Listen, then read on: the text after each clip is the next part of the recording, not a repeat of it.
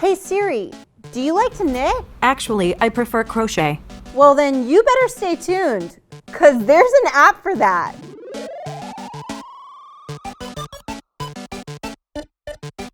With smartphones, you can keep your calendar, address book, and photo albums in your pocket.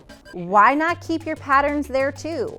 With iBooks or other PDF readers, you can save digital patterns directly to your phone, which means you'll always be prepared to get a few more stitches in, no matter where you are. The days of tally marks on a scrap of paper are over. Update your row counter to the 21st century with one of the many counting apps out there. You'll love knowing exactly where your row counter is and having access to it on the go. That's one less thing for you to carry in your project bag.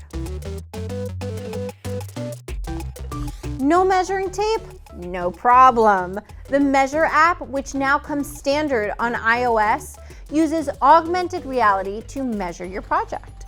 Just point your phone at the project, tap a start point and an end point, and ta-da! You can see how far you've knit or crocheted. How cool is that? Your hands might be busy, but that doesn't mean that your work in progress has your entire attention.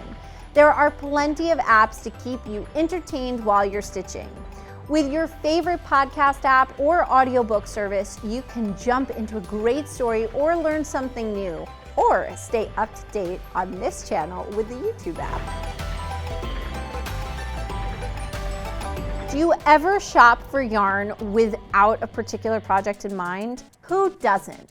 But how many balls should you buy? Turn to StashBot. This handy app helps you estimate how much yardage you'll need for everything from hats to socks to sweaters. Just input the size and average gauge, and it automatically shows you how many yards or meters you should purchase. So there's no need to leave that yummy skein on the shelf. Do you use technology when you're knitting and crocheting? Which apps do you use for crafting? Leave them in the comments so we can check them out.